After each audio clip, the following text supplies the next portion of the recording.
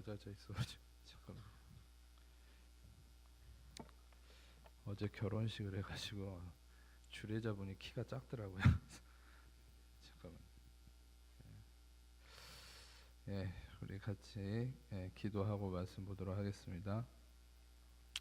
하나님 감사합니다. 이 시간에도 주의 음성 듣기 원합니다. 주님, 이 시간에 말씀해 주시고 이 시간에 말씀 전하 듣는 가운데 모든 해방하려 어둠의 권세들, 우리 안에 강팍함과 완악함과 하나님 대적과 높아진 모든 이론과 얽매임과 묶인 것들 예수님의 이름으로 파쇄되고 떠나갈지어다. 오직 이 시간에 성령님만 이곳에 환영하고 초청하고 모셔드리고 인정하고 의지하오니 영광으로 임하시고 다스리시고 충만케 하시며 주의 나라가 임하여 주시고 뜻이 안에서 이루어진 것 같이 땅에서도 이루어지며 주께서 예배하신 각 심령 안에 30배, 60배, 100배의 차고 넘치는 의의 열매 가득하도록 이 시간 주장하시고 역사해 주옵소서. 이 시간 오직 빛과 구원 대신 예수님의 그 이름만 증거되고 드러나며 계시되기 원합니다. 나타나시기 원합니다. 구원자가 되신 예수님만 영광 받으시고 찬양 받아 주옵소서. 모든 영광을 예수님께만 올려드리온 예수님 홀로 영광 받으시고 찬양 받아 주옵소서. 감사합니다. 감사합니다. 주님만을 송축하며 높여드립니다. 감사합니다. 우리의 모든 것에 예수님만이 구원자이시고 능력이심을 고백합니다. 예수님만을 높여드리며 찬양합니다. 감사합니다. 주님 감사합니다. 영광 받아 주옵소서. 모든 영광 주님께 올려드립니다. 감사드리며 우리를 사랑하시는 예수님 이름으로 기도합니다. 아멘. 오늘 우리가 보신 말씀을 통해서 한 가지 명심하셔야 될 것은 성경에 언급되어지는 모든 사건과 심지어 이름, 지명, 하나하나의 숫자 하나까지도 하나님이 그 안에 숨겨놓으신 놀라운 하나님의 구원에 대한 계획과 뜻하심과 특별히 하나님은 이 성경을 통해서 예수님이 말씀하신 것처럼 모든 성경은 너희들이 영생을 얻기 위해서 그 성경을 상고하거니와 그 성경은 바로 나에 대해서 증언하기 위함이라고 예수님 말씀하신 것처럼 모든 성경은 무엇을 향해 초점을 맞추고 드러내고 있느냐, 그것은 창세기 첫자부터 요한계시록 끝자까지 그것은 바로 아들이신 하나님의 독생자이신 예수 그리스도를 드러내고 그 예수 그리스도가 우리를 위해서 어떤 일을 하셨는지, 즉 어떤 놀라운 구원을 이루셨는지에 대한 그 진리를 드러내기 위한 것이 바로 하나님의 말씀이라는 것을 여러분이 일단 아셔야 하고요. 또 그것을 명심함으로 여러분이 성경을 읽으실 때 초점을 맞춰야 될 것은 성경을 많은 사람들은 껍데기로 읽었기 때문에 예수님이 이 땅에 오셨을 때도 자신이 생명의 떡이라고 말씀하신 것에 대해서 사람들은 그것을 이해하지 못했죠. 왜냐하면 떡이라는 것은 먹는 것인데 그 먹는 것을 표면적으로만 이해했기 때문에 예수님은 마치 광야에서 이스라엘 백성들이 하늘에서 내려온 만나를 보고 그 만나를 주신 분이 누구냐라고 의문을 품고 접근했어야 되는데 그들은 그 만나를 뭐라고 전에 설교했듯이 접근했습니까? 부르면서 What is it?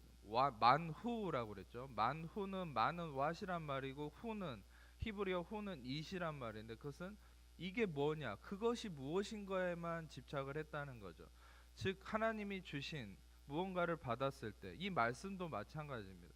이 말씀이 우리에게 주어졌을 때 이 말씀을 주신 분이 누구이며 이 말씀을 통해서 무엇을 나타내기 원하시는가, 그분의 의도를 알아야 되는데 우리는 그것이 무엇인가에만 초점을 맞춘다는 거예요. 그러니까 이스라엘 백성처럼 여전히 그 만나 그 자체에 꿀석큰 과자에만 갇혀 있는 거예요. 그러니까 하늘에서 내려오신 참 생명이신 참 떡이신, 서양에서는 이거를 브레드 참 빵이신 예수님을 우리는 바라보고 그분이 바로 생명의 만나라는 것을 알아야 되고 그 만나, 생명의 만나이신 예수님을 통해서 궁극적으로 우리를 구원에 이르게 하시고자 하는 하나님의 그 마음을 알아야 되는데 우리는 그 떡에만 갇혀있는, 그 빵에만 갇혀있는. 그래서 여러분들이 성경을 해석하고 볼 때도 무엇에 치우칩니까? 내가 이것을 내 삶에 적용해서 어떻게 더 나아질 수 있을까? 내가 어떻게 올바로 살 수 있을까? 그러니까 나 자신에만 갇혀 있으니까 우리는 나 자신의 그 테두리 안에서 벗어날 수 없기 때문에 삶에서 계속적인 구원이 일어나지 않는 것이에요. 여러분이 천국의 삶을 얻었다 할지라도 여러분의 삶에는 바울이 얘기한 것처럼 두렵고 떨림으로 계속적인 구원을 이루어야 된다 얘기했죠. 그것은 무엇입니까? 천국 가는 구원은 이루어졌다 하지만 여러분의 삶의 계속적인 구원, 소테리아, 이 구원은 무엇을 의미합니까? 이거는 여러분들이 전에도 설명했듯이 구원은 단지 천국 가는 메시아니 구원이 아니라 이것은 두 번째, 세 번째 의미에 불과한 거예요. 구원의 참된 의미는 물리적인 현상 속에서 여러분의 모든 삶의 문제가 해결되어지는 것이 진짜 구원의 의미입니다. 그런데 여러분이 삶에서 질병이 치유받고 지금 갖고 있는 문제가 해결되고 심지어 가장 작은 단위로는 지금 염려하고 있는 그 근심이 감정적으로 평안으로 바뀌는 것도 여러분들이 구원함을 얻는 하나님의 은혜인 것인데, 우리는 그 구원을 내 테두리 안에서만, 이 말씀도 껍데기로만 적용하니까 그 해결할 수 없는 거예요. 그래서 되게 설교를 들으러 오시는 성도님들도 내가 오늘 설교를 통해서 어떻게 이 문제를 해결해 볼까, 그 문제에만 갇혀 있는 거예요. 여러분들이 아셔야 될 것은 그 당시에 예수님을 함께 생활했던 제자들조차도 3년을 같이 살았어도 그들은 변화가 안 됐어요. 왜입니까? 껍데기에만 갇혀 있는 거예요. 그러니까 껍데기에 갇혀 있다는 증거가 뭐죠? 제자들은 늘 어떤 생각에 갇혀 있었냐면, 여러분 그래서 지금도 마찬가지예요. 교회도 그런 문제에 갇혀 있고 성도들도 그런 잘못된 개념 안에 갇혀 있는 게 뭐냐면, 예수님의 제자들도 늘 고민이 한 가지였어요. 어떻게 하면 로마의 식민지에 지배당하고 있는 이 유대 땅을 해방시킬까? 예수님이 메시아라고 하는데 다윗 왕처럼 진짜 왕이신 거는 믿지만, 왜냐하면 능력이 나타나거든요. 귀신을 쫓아내고 권세가 행해지고 능력의 말씀이 선포되고, 그러니까 표면적으로는 믿는 거예요. 그런데 다윗처럼 생각하는 거죠. 어떤 무력을 통해서 이 나라를 통일시키지 않을까, 어떤 그 예수님의 능력으로 유대 땅을 로마의 식민지에서 해방시키지 않을까, 그런 표면적인 것으로만 보는 거예요. 그러니까 결국은 그 어머니들까지 와가지고 예수님이 왕권에 오르면 내 아들들을 좌우에 앉게 해달라. 그리고 제자들도 서로 싸우죠. 네가 크냐 내가 크냐, 어떻게 하면 예수님 맨날 하는 얘기는, 속사정은 뭡니까? 언제 우리나라가 회복되겠습니까? 이런 얘기만 하고 있는 거예요. 예수님은 하나님의 나라의 궁극적인 그 본질을 얘기하고 있는데, 이 사람들은 늘 껍데기에만 갇혀서 예수님도 인간으로만 본 거예요. 결국 베드로가 주는 그리스도시요 하나님의 살아계신 하나님의 아들이다라고 고백했을 때도 그 본질은 어디에 있습니까? 베드로가 고백한 게 아니라고 그랬죠. 성령이 그 안에서 역사하신 것이라고 그랬죠. 결국 그들은 육신의 개념에 사로잡혀서 그 껍데기 안에 갇혀 있는 거예요. 내 현실에 갇혀 있는 거예요. 내 자신에게 갇혀 있는 거예요. 여러분, 그래서 우리는 그리스도를 통해서 참된 생명과 진정한 구원의 능력이 나타나는 것은, 여러분이 그냥 있는 그대로 성경 말씀을 그냥 듣고 그냥 성경책을 알고 그냥 성경책 어렸을 때부터 그냥 그 의미 그대로 받아들이는 것이 아니라, 제가 여러분들에게 하는 작업이 뭐냐면, 그 안에 예수 그리스도, 진리이신 예수 그리스도를 통해서 여러분이 참된 구원에 이르게 하는 거예요. 참된 구원이라는 게 뭡니까? 여러분이 뜻이 하늘에서 이루어진 것 같이 땅에서도 이루어지는 그 역사가 나타나는 겁니다. 아멘. 여러분들의 삶에 계속적으로 이 하나님의 구원이 이루어지기 위해서는 구원이신 예수 그리스도를 말씀을 통해 계속 여러분이 듣고 발견할 수 있어야 돼요. 그분을 만나야 됩니다. 그분을 여러분이 찾아야 됩니다. 아멘. 많은 사람들이 가장 잘못된 게 이 성령님과 예수님의 관계를 가장 잘못되게 했고, 그것이 실은 은사주의를 통한 잘못된 성령 운동의 결과입니다. 왜냐하면 인간은 육신을 입고 있기 때문에 눈에 보여지는 것에 굉장히 약해요. 그래서 눈앞에 사람이 쓰러지고 막 죽은 자가 일어나고 치유가 나타나면 거기에 집중하는 거예요. 여러분이 알아야 될 것, 성령님은 그런 일이나 표면적으로 하는 것이 전담으로 오신 분이 아니에요. 여러분, 분명히 성경이 얘기하는 바는 성령이 왜 오셨다 얘기합니까? 보혜사는 아들이신 예수님을 마르티리오, 증언하시기 위해서 오셨다. 즉 위트니스인데 그분은 증인이죠. 예수님이 하신 모든 것에 대한 증인이고, 여러분이 오늘 말씀을 통해 강력히 알아야 될 건, 우리가 찾고 구하는 성령님은 무엇을 하시는 분입니까? 바로 말씀을 통해 예수 그리스도를 여러분에게 증언하시는 분이. 아멘. 여러분들이 무엇을 통해서 예수님을 알 수 있겠어요? 우리는 예수님과 같이 살아본 적도 없고 핏줄도 다르고 혈통도 다른데, 우리는 문화권도 다릅니다. 완전히 달라요. 그런데 우리가 예수님을 어떻게 알 수 있어요? 그 성령님이 우리에게 계시하신. 근데 여러분, 우리는 또한 그 은사주의적인 영향으로 성령님을 하나의 능력을 행하는 도구쯤으로, 방언이나 주는 분으로 그런 식으로 알고 있는 거 아니요. 여러분, 성령님은 그것은 부가적인 거예요. 제가 분명히 얘기했습니다. 부가적인 거라고요. 그건 본질이 아닙니다. 능력이 나타나는 건 본질이 아닙니다. 본질은 여러분이 성령을 통해서 예수 그리스도를 알아가야 됩니다. 아멘. 여러분이 성령을 구하시고 성령을 의지해야 됩니다. 그러나 그 목적은 한 가지 있어야 돼요. 그것은 성령님을 통해서 여러분들은 여러분의 구원이신, 그 구원이 어떤 의미라고 그랬죠? 그냥 내가 구원받고 천국 간다, 그게 아니라 이 땅의 삶 속에서도 계속적인 구원이 일어나는, 아멘. 삶 속에서도 여러분의 모든 문제가 날마다 회복되어지는 그 구원, 그 온전한 구원, 뜻이 하늘에서 이루어진 것 같이 땅에서도 이루어지는 그 구원이 바로 성령을 통해 예수 그리스도를 여러분이 알아가고 깨달아질 때 여러분의 삶 속에 영육 간의 강건함, 내 영혼이 잘된 같이 범사가 잘 되어지는 이 역사가 성령을 통해 예수 그리스도를 증언받고 예수 그리스도를 발견하는 자들에게 날마다 생명의 빵이시고 이 피가 되시는 하나님의 능력이 여러분의 영생으로, 여러분의 삶의 의로움의 열매로 나타나게 된다는 사실이, 아멘. 그래서 여러분들은 날마다 성령님을 구하셔야 됩니다. 무엇을 목적으로 구하셔야 됩니까? 그냥 능력 받으려고, 내 힘으로 버티고 기도해서 이 하루를 버티려고? 아니요.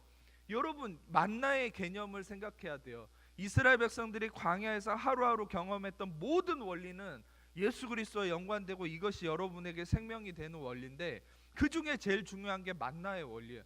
데일리 브레드입니다. 매일같이 일용할 양식이 주어지는 거예요.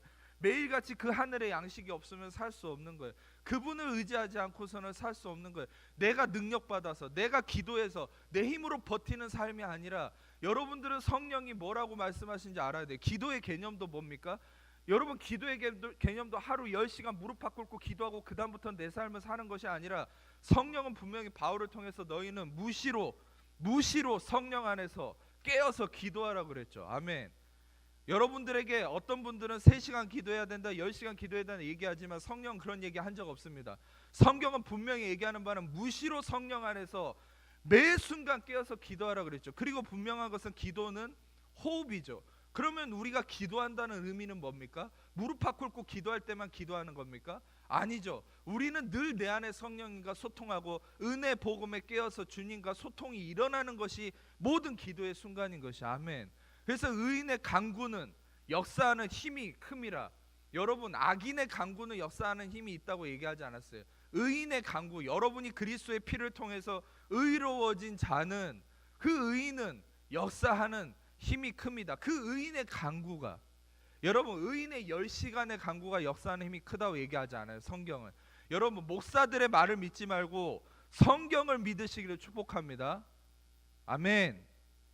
목사님들이 자기 경험을 통해서 하는 얘기를 믿을 게 아니라 여러분들은 성경 말씀을 믿으셔야 됩니다. 아멘.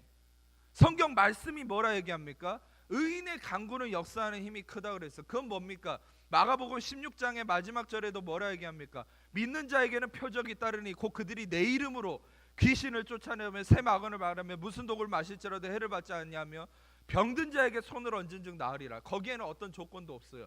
믿는 자라고 그랬습니다. 피스티우스, 믿는 자라고 그랬습니다. 여러분, 믿는 자, 그리스도 안에서 의인된 자, 여러분들이 손을 얹으면 귀신이 떠나가고 병이 낫고 여러분이 무슨 독을 마실지라도 해를 받지 않습니다. 아멘.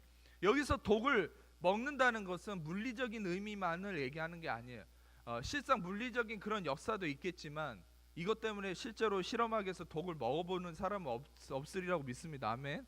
근데 여러분들이 알아야 될 것은 이 세상에 여러분들이 접하는 모든 것이 독이죠. 인터넷을 켜면 그 기사 하나하나, 여러분이 접하는 모든 소식이 다 독이에요. 그런 것들이 여러분의 해가 되지 않는 이유는 뭐냐? 여러분의 의인됨 안에 그리스도의 피를 통해 해독작용이 있는 것이에요. 그래서 여러분이 알아야 될 것은 여러분들의 의인됨을 통한 하나님과 소통함을 여러분들이 확신하고 그 안에서 여러분이 선포하고 나아가는 간구, 이것이 능력 있는 것이지, 여러분이 어떤 조건을 통해서 몇 시간 기도를 통해서 그것으로 능력을 얻고 그것으로 행하고, 여러분, 저도 여러분들에게 이런 얘기를 드릴 수 있는 것은 제가 예전에 10시간씩 하루에 기도도 해보고 그런 삶을 살아봤지만, 여러분, 결국 하나님이 결론에 이르러서 저에게 깨닫게 하신 것은 뭐냐면, 인간의 육신이라는 것은 조건을 두고 몇 시간을 기도하고 그런 식으로 살잖아요. 그러면 육신이 드러납니다.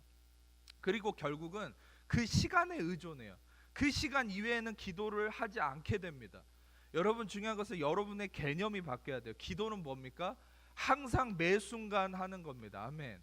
그리고 그 기도는 여러분 안에 성령님과 소통이 일어나는 것인데, 여러분들이 언제 성령님과 소통이 일어나는 줄 아세요? 그것은 여러분의 구원자 되신 예수 그리스도가 늘 여러분들 안에 묵상되어지는 삶. 아멘. 그래서 여러분들이 늘 예수 그리스도를 묵상함이 여러분들에게 익숙해져야 돼요. 그래서 그 예수 그리스도가, 은혜 복음이 묵상되어질 때 여러분들은 소통이 일어나는 것이고, 여러분 그것이 바로 기도로 나타나는 거예요. 물론 여러분들이 남을 위해서 중보 기도하고 합심 기도하고 이건 중요합니다. 그것이 능력을 나타냅니다. 분명히 은혜 강구는 역사하는 힘이 크다고 그랬어요. 근데 제가 여러분에게 도전하는 것은 뭐냐면, 조건을 두지 마세요. 기도에. 여러분, 의인의 확신이 있는 자, 은혜 복음의 진리가 확신이 있는 자는 단 1분을 기도해도 그 기도에는 세상을 뒤집어 엎는 능력이 나타납니다. 아멘. 여러분, 그래서 그 조건에 갇히지 말라는 의미인 것이죠. 그 껍데기에 갇히지 말라는 의미인 것이, 여러분들은 매 순간 예수 그리스도와 호흡이 일어나야 된다는 사실이에요. 아멘.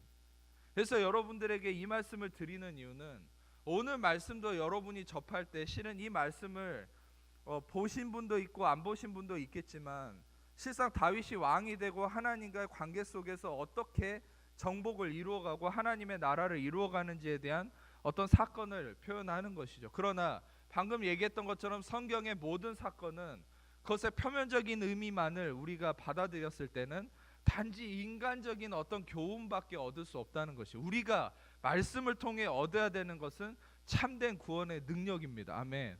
여러분이 초점을 맞춰야 될 건, 말씀과 설교를 통해 여러분들은 좋은 얘기 들으러 오신 것이 아닙니다.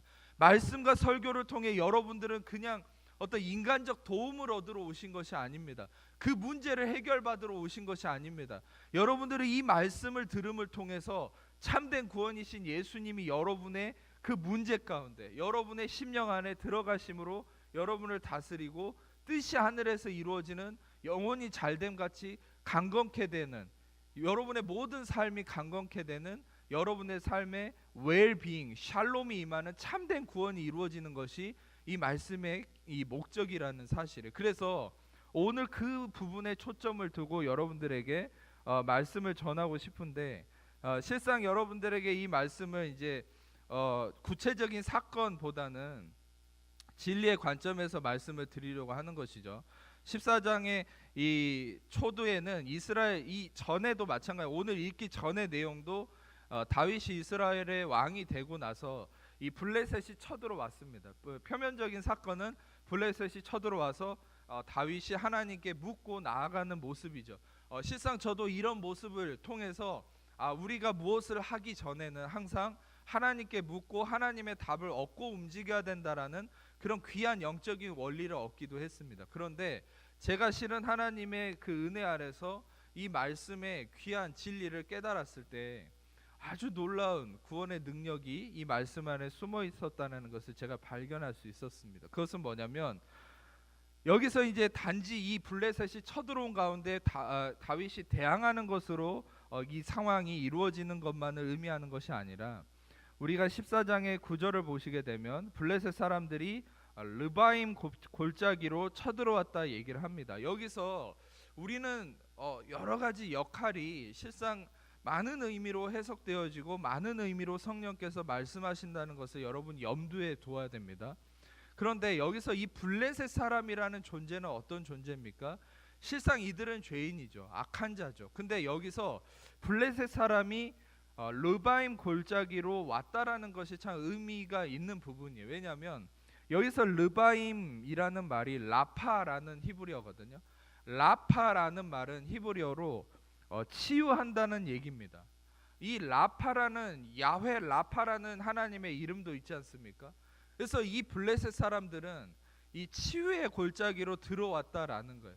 이것은 여러분들이 구속사적 의미로 볼 수 있어야 됩니다. 그것은 뭐냐면, 이 블레셋 사람들은 모든 죄에 빠져 있고 하나님을 대적해서 하나님을 떠나 있는, 또 어떤 면에서는 우리의 옛사람을 가리키기도 합니다. 죄악에 빠져 있는, 또 하나님을 거역하는. 그런데 그들이 이 다윗을 찾아왔을 때 어디로 찾아온 겁니까?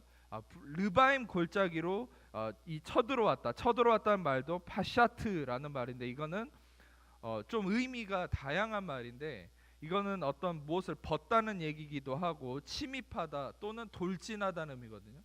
그래서 이들은 이 치유의 골짜기로 왔다는 것이죠. 의미가 재밌지 않습니까? 이 죄악된 블레셋인들이 치유의 골짜기로 나왔다는 것이. 그런데 실상 우리가 말씀을 하나 좀 보도록 하겠습니다.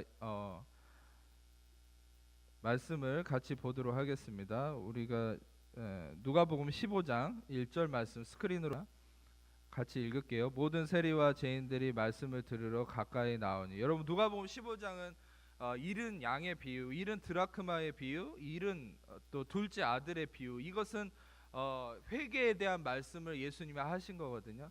그런데 15장 1절에 특히 이 구절을 넣은 이유가 있겠죠. 많은 사람들이 예수님께 가까이 왔는데 그 중에서도 세리와 죄인들이 말씀을 들으러 가까이 앵기스 가장 근접했다는 거예요. 가장 접근했다. 여러분 반대로 어떤 사람들이 예수님과 멀리 있었습니까? 자기의 경건함을 통해서 자기의 행위로 의로움을 이루려고 하는 자들. 그 사람들은 예수님과 늘 멀리 있었어요. 늘 멀찍이서 예수님을 판단하고 예수님을 늘 트집 잡을 것만 보고 있다는 것이죠. 그런데 실상 이 죄인들과 세리들은 예수님께 가까이 왔다는 거예요.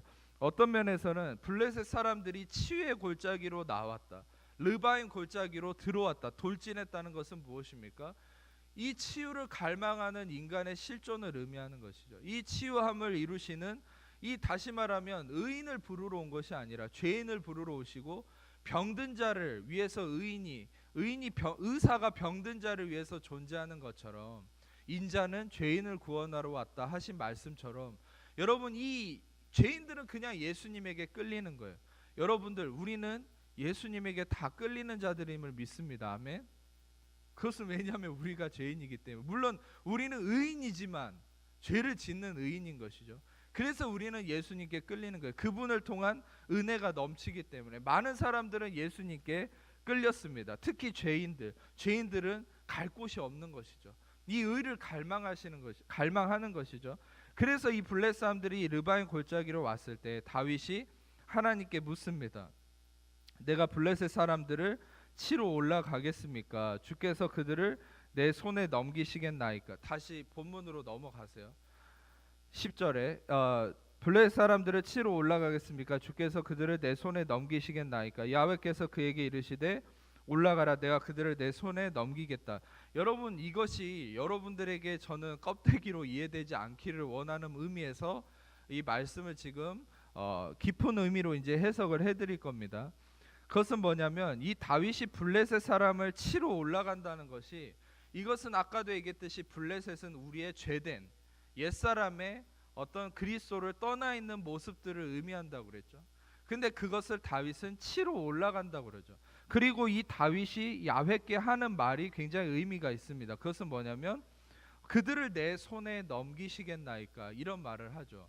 여기서 넘긴다라는 말이 히브리어로 나탄이라는 말이 이것은 건네준다는 말이죠. 준다는 얘기입니다. 이것은 구원한다는 의미도 됩니다. deliver. 그래서 이것은 이 블레셋 사람들을 내 손에 넘기겠냐라고 얘기했을 때 성령께서 저에게 한 구절을 떠올려 주셨습니다. 요한복음 13장 3절입니다. 스크린으로 보십시오. 같이 읽겠습니다. 시작. 저녁 먹는 중 예수는 아버지께서 모든 것을 자기 손에 맡기신 것과 또 자기가 하나님께로부터 오셨다가 하나님께로 돌아가실 것을 아시고 하나님께서 예수님에게 자기의 모든 사람들의 죄악과 허물과 문제에 대한 해결을 예수님의 손에 맡기셨다라고 성경은 요한은 기록을 하고 있죠. 여기서도 실은 그 하나님께서 예수님에게 맡기셨다 할 때 이것은 대속의 의미입니다. 실상 히브리어에 쓰여진 이 나탄이라는 말은 단순히 건네주고 주는 기부가 아니라 이것은 deliver, 깊은 의미는 바로 구원의 의미를 의미한다라는 것이죠. 그래서 결국 이 다윗이 외치는 하나님과의 대화 속에서 우리는 무엇을 할 수 있냐면 구원자이신 예수님께서 죄악에 빠져있는 인류의 실존을 그 악함을 치고 악함을 멸하고 자기의 손으로 구원하고자 하시는 하나님과의 이 대화의 내용을 우리가 이것을 통해서 알 수 있다는 것이죠. 우리가 11절을 같이 보겠습니다. 역대상 14장 11절. 이에 무리가 바알브라심으로 올라갔더니, 여기서부터 굉장히 이제 깊은 의미가 이제 전개가 되는데, 무리가 바알브라심으로 올라갔다 이렇게 얘기를 합니다. 바알브라심의 의미는 이따가 얘기를 드릴게요. 다윗이 거기서 그들을 쳤습니다. 그들을 멸했습니다.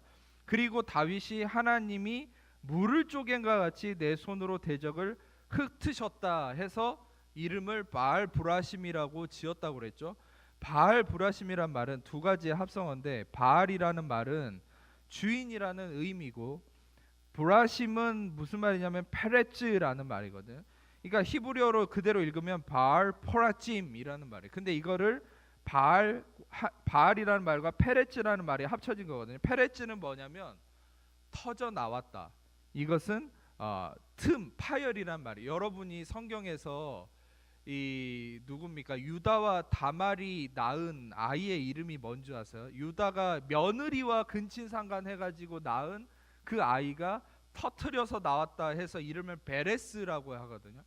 근데 그 베레스라는 말이 바로 이 페레츠라는 말입니다. 그래서 터트렸다, 파열이라는 말이거든요. 파열됨, 터트려짐. 그리고 바알, 주인. 그래서 바알브라심은 뭡니까? 터트려지고 파열됨의 주인이다. 좀 말이 이상하죠. 근데 실상 이 바알브라심의 의미는 여러분들이 지금부터 이 말씀을 들으시면서 하나하나 깨닫게 될 것입니다. 바알브라심으로 이 사람들이 올라왔는데, 근데 그들이 다윗이 그들을 쳤다고 그랬죠. 근데 그들을 쳤을 때 어떻게 쳤다라고 하나님이 어떻게 일하셨다고 다윗이 고백을 합니까? 물을 쪼갬같이 내 손으로 대적을 흩으셨다.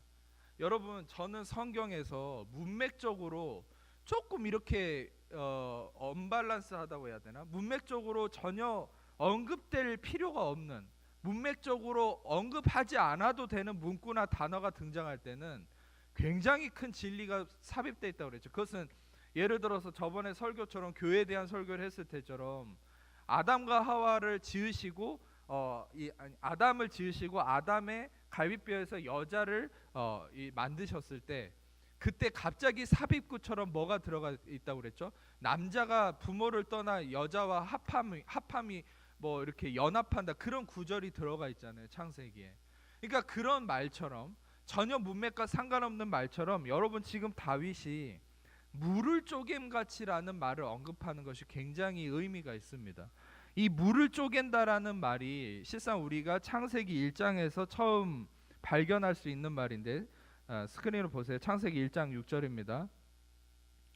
같이 읽겠습니다. 시작. 하나님이 이르시되 물 가운데 궁창이 있어 물과 물로 나뉘라 하시고. 세상을 하나님이 창조하시고 처음에는 이 여러분 하늘이라는 것이 지금처럼 딱 있는 게 아니라 하늘을 어떻게 만드셨냐면, 이 하늘은 히브리어로 샤마임이거든요. 이 하늘을 어떻게 만드셨냐면 물과 물을 갈랐습니다. 그러니까 이 땅은 물이 가득 차 있었다는 얘기죠. 근데 물과 물을 갈랐는데 그 물과 물 가운데 뭐가 생겼다고 성경은 얘기합니까? 궁창이 생겼죠. 이 궁창은 히브리어로 라키아거든요. 라키아.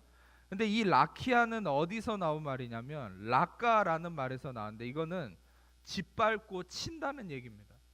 그러니까 실상 이게 둥그렇게 넓게 펴서 이거를 두드러 쳐서 만든 것이 라키아라는 말이거든요. 근데 물과 물이 나뉘어야 이 라키아가 생겨요. 근데 이 라키아라는 말도 어디서 왔습니까? 짓밟고 쳐지는 것이다라는 말이죠. 그리고 물과 물이 나뉘었다.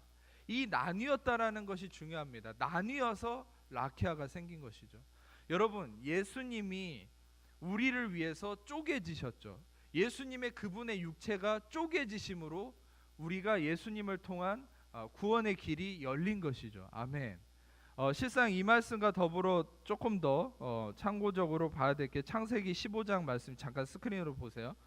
창세기 15장 10절입니다. 그냥 스크린으로만 읽을게요. 제가 읽지는 마시고.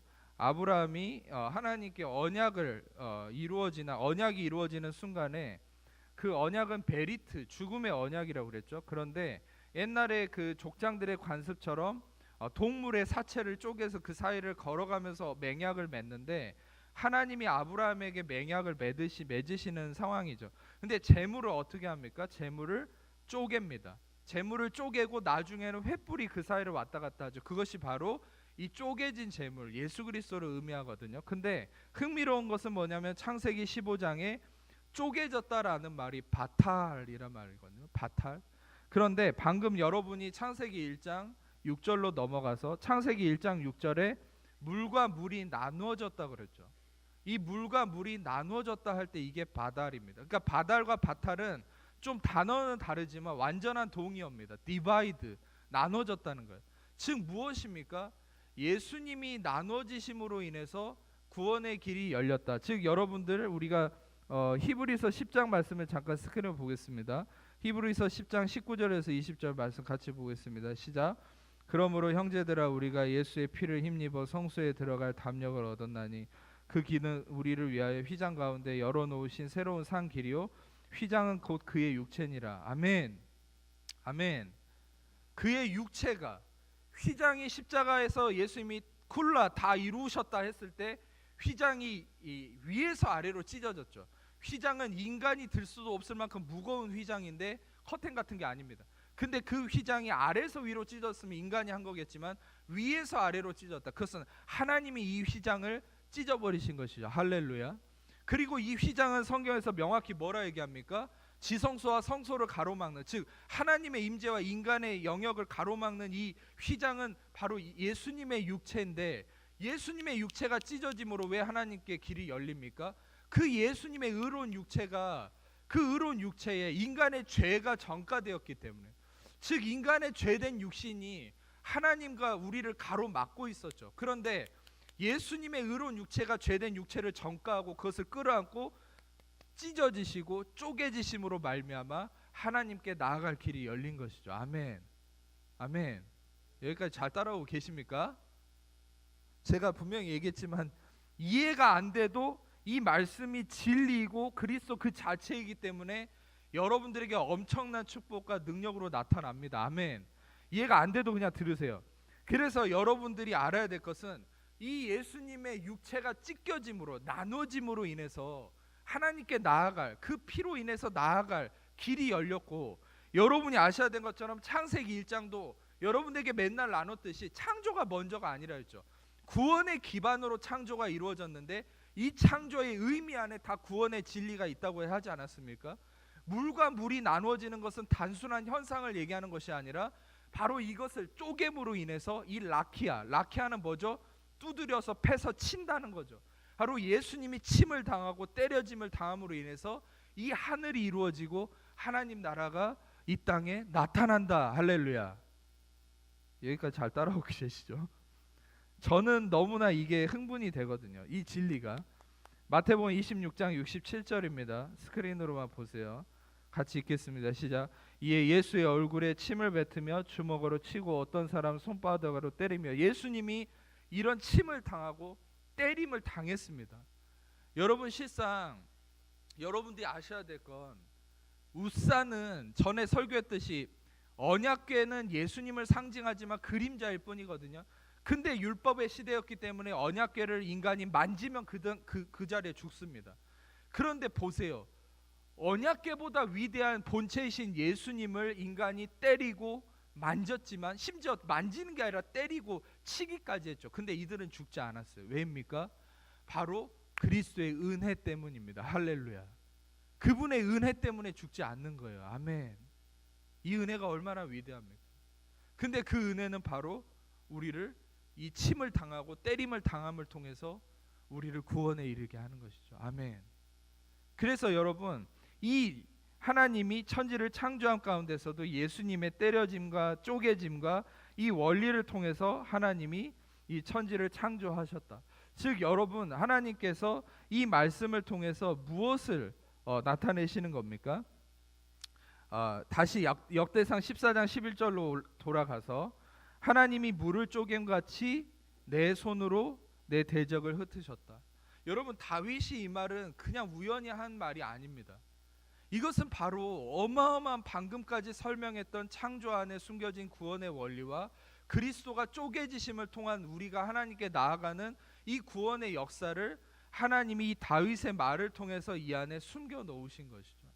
그래서 물을 쪼갠 같이 내 대적을 흩었다. 예수님이 쪼개짐으로, 십자가의 쪼개지심으로 하나님과 우리는 연합하고 모든 죄와 허물이 사함받고 마귀의 모든 악함은 떠나가게 된 것이야. 아멘.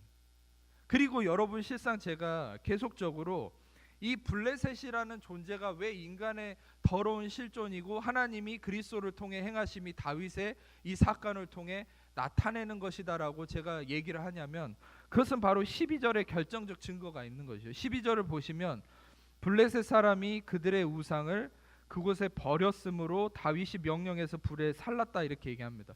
블레셋 사람들이 그들의 우상이라고 얘기하는데 실상 이 우상은 히브리어로 엘로힘이라고 쓰였어요. 그러니까 그 엘로힘이란 말은 이방의 왕들을 지칭하기도 하고 이방의 신들을 지칭하기도 해요. 하나님의 이름만 지칭하는 게 아니라. 그래서 여러분들은 야훼라는 이름에 대한 깨달음이 중요한 거예요.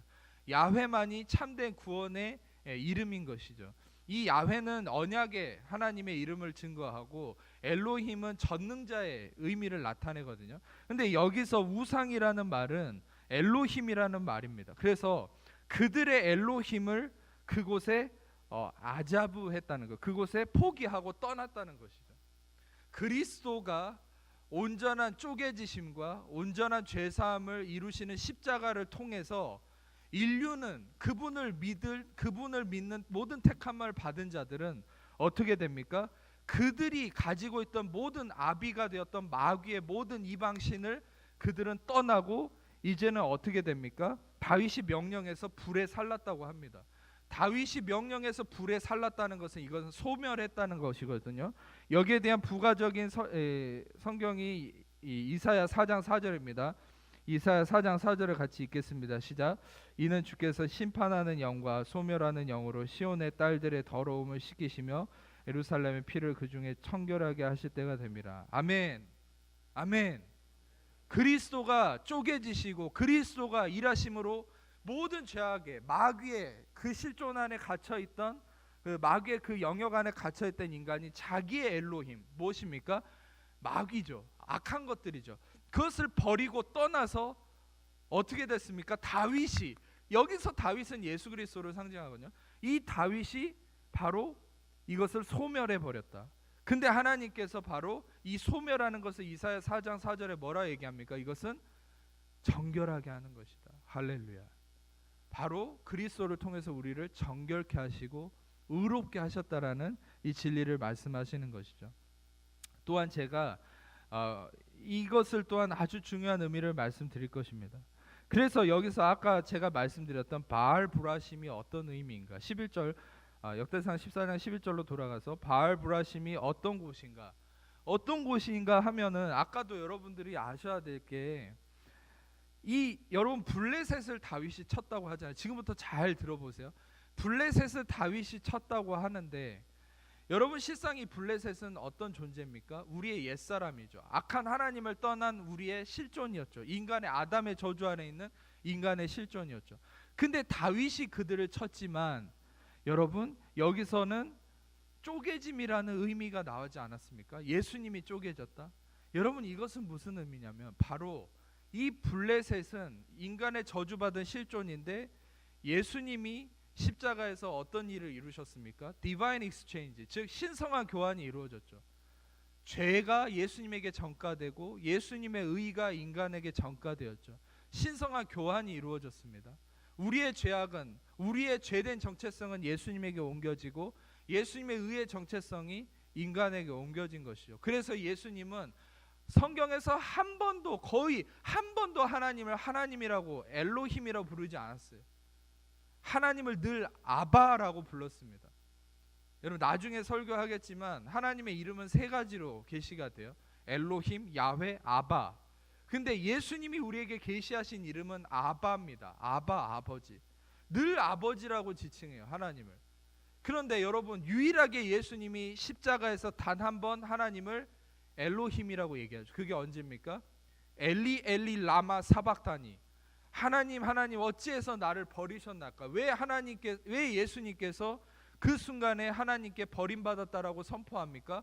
그것은 그 순간에 모든 여러분과 저 모든 죄인들의 모든 죄와 허물을 그분의 육신과 모든 것에 하나님이 전가시키고 예수님을 죄인으로 만들어버렸기 때문에 이제는 죄인된 예수님은 그 가운데서 하나님을 아바라 부를 수 없는, 그런데 그 진리 때문에 우리는 어떻게 됐습니까?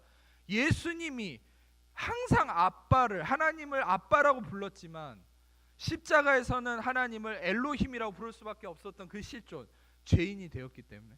그런데 그 순간 우리는 어떻게 됐죠? 우리는 죄인이어서 하나님을 늘 아빠라 부를 수 없었지만 그 순간 우리는 예수님의 의를 받아서, 할렐루야, 예수님의 의를 받아서 이제는 하나님을 아빠라고 부르게 된 거예요. 아멘. 그래서 우리는 너희는 다시 무서워하는 종의 영을 받지 아니하였고 양자의 영을 받았으므로 아바 아버지라 부르짖느니라. 아멘. 그래서 여러분, 우리는 예수님이 하나님 앞에 죄인 되어서 버림 받으셨기 때문에 우리는 하나님 앞에 의로움으로 영원히 용납받고 하나님을 아빠라고 부를 수 있는 것이. 아멘. 그래서 여러분이 부를 수 있는 최고의 하나님의 축복된 이름이 뭔지 아세요? 그것이 바로 아빠입니다. 아멘. 여러분, 아빠와 사이가 안 좋은 분이 있을 수 있겠지만 여러분이 하나님을 아빠라고 부르시기를 축복합니다. 그것이 최고의 하나님이 축복된, 계시된 이름이에요. 그래서 여러분, 예수님의 십자가의 전가의 사건을 통해 우리가 뭘 알 수 있습니까?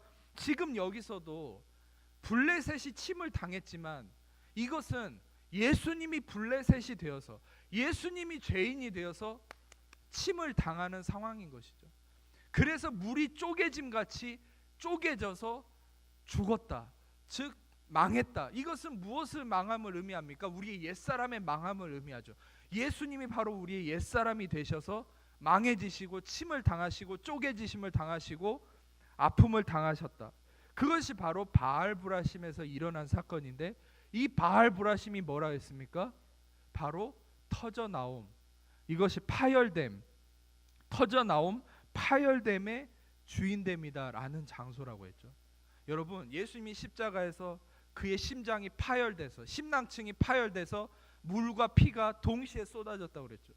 예수님의 심장이 파열되고 그분의 몸이 파열되고 모든 게 파열돼서 그 골고다에서 주의 피와 물이 흘러서 교회가 일어나고 여러분과 저와 같은 하나님의 자녀들이 일어날 수 있었다는 사실이. 아멘. 그래서 이 바알브라심은 무엇을 의미합니까? 바로 골고다를 의미하는 것이죠.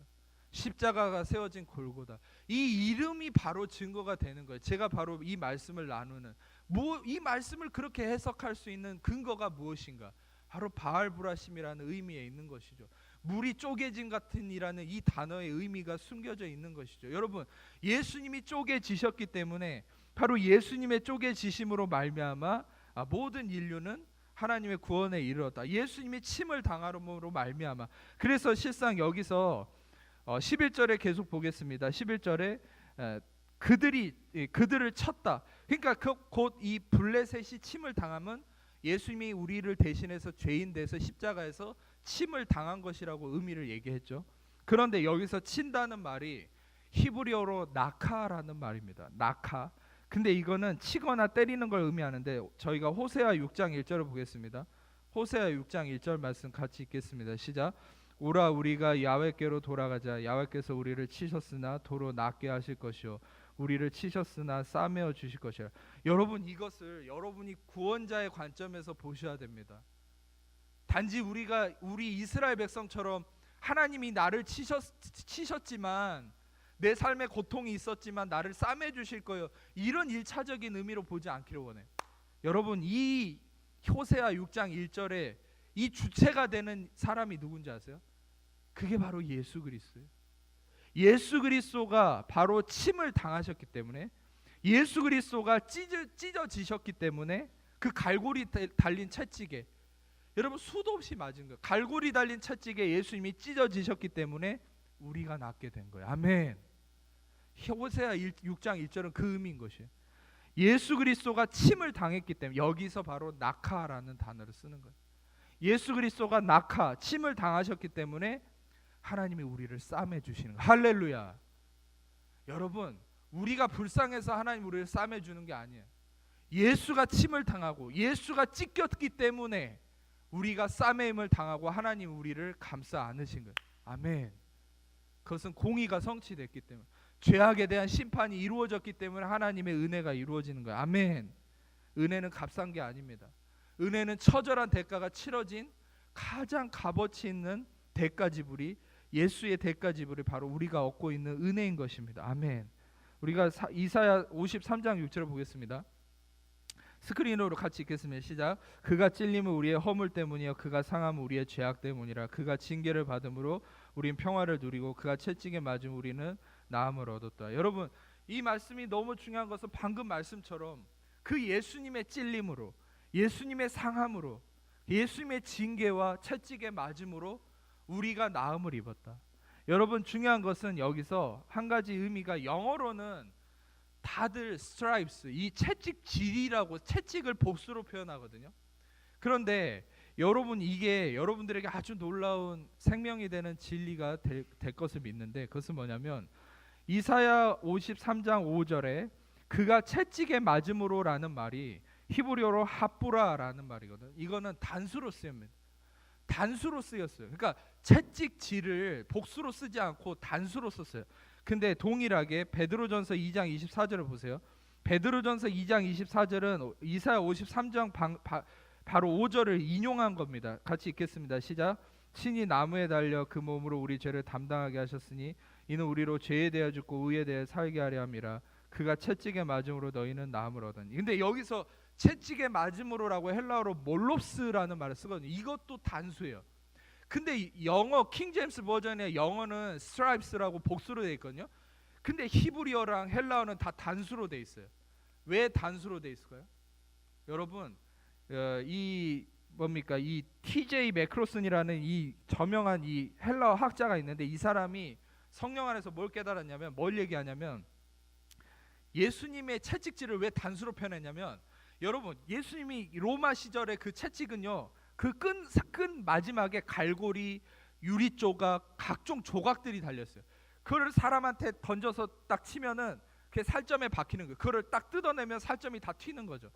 그거를 여러분, 유대인들은 40에 하나 감암매 39대를 때리는데 로마인들은 그게 없어요. 그냥 무조건 때립니다. 예수님을 수도 없이 때린 거예요. 수도 없이 때렸는데, 여러분, 만약에 이 살점이 남아 있고, 여러분, 이것이 그 채찍 뭡니까? 자국이 남아 있으면 그거를 채찍질들, 그러니까 복수로 썼을 거라는 거예요. 그런데 살점이 남아 있지 않았기 때문에, 여러분, 살점이 남아 있지 않을 정도로 다 뜯겨 나갔기 때문에 하나의 채찍질로 표현했다. 히브리어든 헬라어든.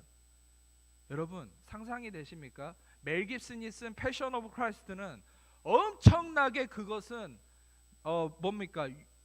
이 부드럽게 해서 표현한 거, 그거조차도 19세 관람가잖아요. 너무 잔인하니까. 근데 실제적으로는 살점이 남아 있지 않을 정도로 뜯겨 나간 그 증거가 뭡니까? 시편에 내 뼈를 셀 수 있게 되었나이다. 예수님의 고백을 예언적으로 다윗이 얘기해요. 여러분, 뼈가 다 드러났다는 얘기죠.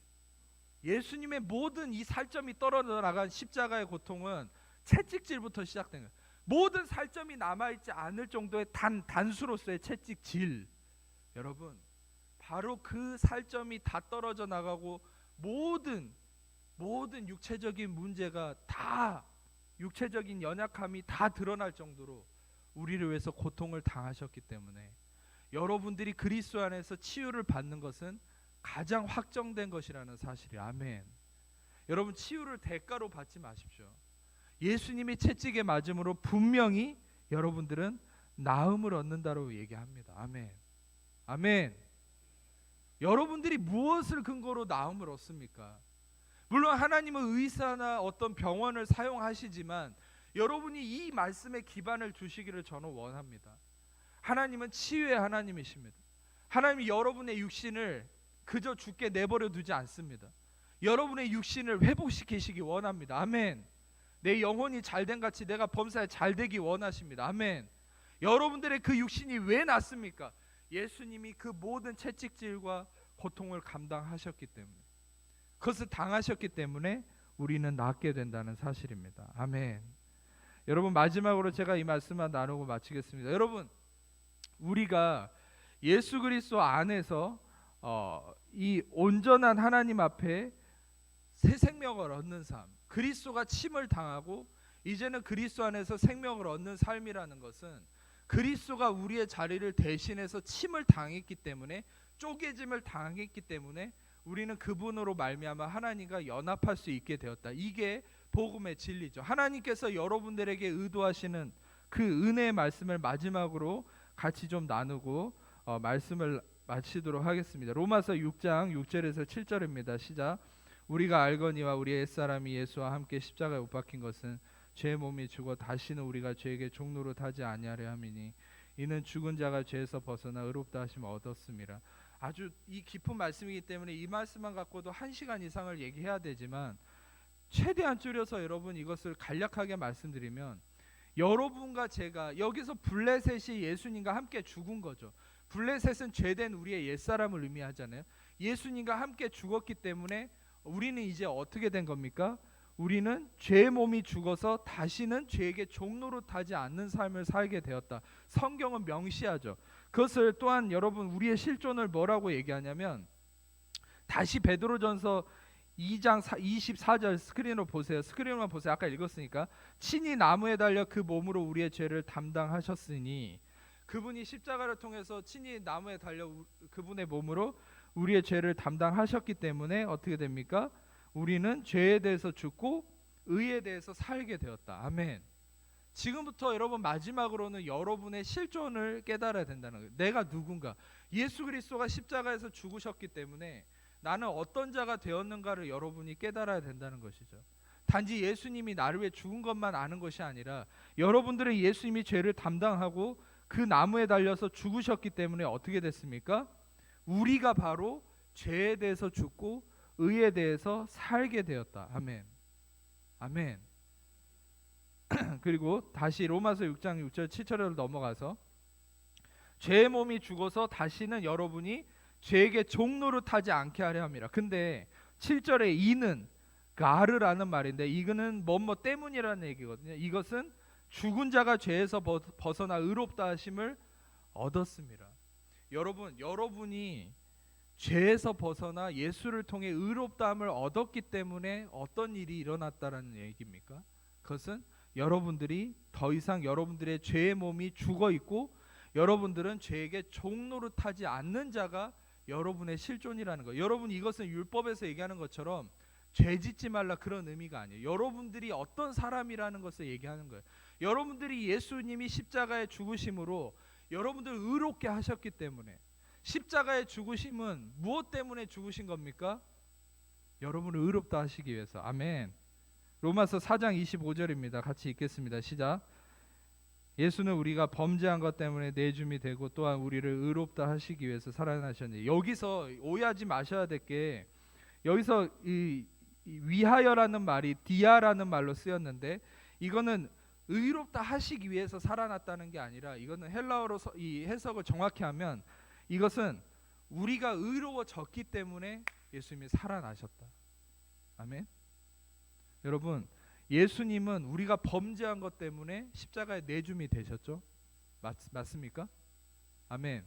근데 십자가에 달리심으로 죄가 사함받고 우리는 어떻게 됐습니까? 그분의 의를 전가받아서 의롭게 되었죠. 아멘. 그래서 우리가 의롭게 되었기 때문에 예수님이 부활하신 거예요. 아멘. 예수님의 십자가는 무엇을 위함입니까? 우리를 의롭다 하시기 위함이죠. 아멘. 자, 그래서 예수님이 내줌이 된 것은 무엇 때문이라는 거예요? 예수님이 내줌이 된 것은 바로 우리를 의롭다 하시기 위해서. 그러니까 예수님의 십자가를 통해서 의롭다함을 얻은 모든 성도들은 어떤 실존이고 어떤 능력을 가졌다는 거예요. 로마서 6장 6절에 다시 돌아가서, 죄의 몸이 죽어서 다시는 우리가 죄에게 종노릇하지 않는 삶이 여러분과 저라는 거예요. 아멘. 그래서 여러분들이 무엇에 초점을 맞춰야 되냐면, 여러분이 십자가를 통해서 그리스도 안에서 의롭게 되었습니다. 그분이 죄가 되시고, 할렐루야. 예수님이 죄가 되시고 나는 의가 되었다. 아멘. 예수님은 여러분 죄를 짓지도 않았어요. 여러분 죄를 짓지도 않았는데 죄를 집어 넣은 겁니다. 하나님께서. 근데 여러분, 우리는 의를 행하지도 않았어요. 의를 행할 수도 없어요. 그런데 예수님 때문에 우리에게 의를 임퓨테이션, 의를 전가시킨 겁니다. 아멘. 여러분 이 진리 안에 여러분이 참된 안식을 얻게 될 것이야. 아멘. 여러분 이 진리 안에서 여러분이 예수님이 죄가 되셨기 때문에 내가 의가 된 거구나. 나의 경건성과 나의 올바른 삶 때문이 아니라 예수님이 죄가 되셨기 때문에 내가 의가 되었다. 이 진리가 여러분 안에 자리 잡을수록 여러분들 진짜 그 평안 속에서 참된 의가 열매 맺게 된다는 사실이에요. 아멘. 고린도후서 5장 21절 뭐라 얘기합니까? 하나님이 죄를 알지도 못하신 우리를 대신해서 죄를 삼으신 것은 우리로 하여금 그 안에서 하나님의 의가 되게 하려 하심이라. 아멘. 아멘. 아멘 하는 자에게 축복이 있습니다. 아멘. 다시 한번 하겠습니다. 시간 전 신경 안 쓰겠습니다. 여러분 하나님이 죄를 알지도 못하시는, 바울은 인텔리한 사람이었기 때문에 죄를 알지 못한다 표현했고, 베드로는 행동, 액션의 사람이었기 때문에 예수님을 죄를 짓지 않았다 표현했으며, 요한은 heart of man, 마음의 이 사람이었기 때문에 예수 안에 죄가 없다고 표현했죠. 예수님 하나님이 죄를 알지도 못하신 이를 우리를 대신해서 죄를 삼으신 것은 우리로 하여금 그 안에서 하나님의 의가 되게 하려 하심이라. 아멘. 여러분이 십자가를 왜 바라봐야 됩니까? 여러분이 십자가를 바라보는 목적이 뭡니까? 그것 때문에 죄책감 가지라고요? 그거는 여러분이 십자가를 잘못 보는 겁니다. 십자가의 목적은 어디 있습니까? 여러분에게 의를 이루셨다. 네가 의가 되었다. 내가 이렇게 죄가 되었기 때문에, 죄가 되어서 처참한 죄인의 심판을 받았기 때문에 너는 하나도 의를 행하지 않았지만 너는 의가 되었다. 할렐루야. 당신의 행위가 아니라 예수님의 십자가 때문에 여러분은 의가 된 것이. 아멘. 그 의를 확신하는 자, 그 의로움 때문에 뭐가 이루어집니까? 그 의로 말미암은 죄를 다스리는 삶, 죄를 정복하는 삶, 죄를 안 짓는 삶이 아니에요. 죄를 이기는 삶이 되는 것이죠. 아멘. 여러분들에게 하나님은 그 의의 열매를 맺기를 원하십니다. 여러분들이 이 그리스도의 십자가를 묵상함으로 그 십자가가 바로 나의 십자가가 되었죠. 그러나 내가 못 박힌 것이 아니라 예수님이 대신 가심으로, 모든 걸 전가하심으로 나는 값없이 의에 이르게 되었습니다. 아멘. 그것이 은혜입니다. 그것이 은혜입니다. 은혜는 방종하는 것이 아니에요. 은혜는 마음대로 죄지어도 되는 것이 아니에요. 누가 이런 값비싼, 내가 감당할 수 없는 대가가 십자가에서 치러졌음을 아는데 누가 내 마음대로 살 수 있겠습니까? 아닙니까? 여러분 생각해 보세요. 은혜라고 얘기하지만 얼마나 잘못된 은혜가 마음껏 얘기되고 있습니까? 세상에. 제가 얘기하는 은혜는 그런 게 아닙니다. 은혜는 가장 처참한 대가가 치러져서 인간이 감당할 수 없는 은혜가, 그 선물을 받은 것이죠. 그 앞에 눈물을 흘릴 수밖에 없는 거예요. 처절하게 일생 동안 그것에 감사할 수밖에 없는 거예요. 그 은혜를 깨달은 자는 함부로 살 수 없는 것이죠. 아멘. 여러분 바로 이 십자가의 은혜를 여러분들 깨닫게 되기를 축복합니다. 기도하겠습니다. 이 시간에 아픈 곳이 있는 분들, 아픈 곳에 손을 얹으시겠습니다. 예수님이 채찍에 맞음으로 나음을 얻었다. 예수님이 채찍에 맞음으로 나음을 얻었다. 예수님이 채찍에 맞음으로 나음을 얻었다. 이 말씀만 바라보세요. 아픈 곳에 손을 얹고 그 외에 다 가슴에 문제가 있는 분들 또 손을 얹으세요. 제가 여러분을 위해서 기도하겠습니다. 하나님 감사합니다. 이미 예수님 채찍에 맞은 우리는 나음을 입었습니다. 예수님이 십자가에 죽으실 때 우리의 모든 죄가 되셔서, 우리의 처절한 아담의 저주 그 자체가 되셔서 죽으시고 또한 부활하심으로 모든 영광을 이루셨음을 믿습니다. 예수님의 채찍에 맞음을 우리는 나음을 입었습니다. 예수님의 채찍에 맞음 우리는 나음을 입었습니다. 예수님의 채찍에 맞음 우리는 나음을 입었습니다. 이 시간 죽으시고 부활하신 예수의 이름으로, 예수의 이름 명하노니 하나님 자녀를 묶고 있는 모든 염려, 의심, 불안, 초조, 두려움, 삶의 문제, 질병, 고통, 너희는 아무런 권세와 능력 없으므로 이 시간에 하나님 자녀들에게서 떠나갈지어다. 자유케 될지어다. 해방될지어다. 머리끝부터 발끝까지 이 시간에 보혈의 피를 덮습니다. 영광으로 임하시옵소서. 다스리시옵소서. 충만케 하옵소서. 이 시간에 신경, 세포, 조직, 면역체계, 모든 심령과 생각의 모든 것들 예수의 이름으로 평강이 임할지어다. 온전케 될지어다. 예수님의 한 땀 한 땀에 채찍에 맞으심으로 나음을 입으신 이 진리가 이 시간에 모든 육신과 마음의 모든 육신과 혼의 영역에 일어날지어다. 일어날지어다. 온전케 될지어다. 온전케 될지어다. 예수의 이름으로 신경, 세포, 조직, 면역체계, 관절, 근육, 인대, 모든 장기의 모든 기관, 모든 생각의 영역, 모든 인간관계, 모든 것들 온전케 될지어다. 다스려 주옵소서. 평강으로 임하시옵소서. 온전케 될지어다. 예수의 이름 모든 문제 떠나갈지어다. 감사합니다. 주님께서 자유케 하셨음을 믿습니다. 주의 자유하심을 선포합니다. 주의 안식을 선포합니다. 감사합니다. 영광 받아 주시옵소서. 모든 영광 주님께 올려드립니다. 우리를 사랑하시는, 우리를 또한 구원하시고 온전케 하신 예수님의 이름으로 기도합니다.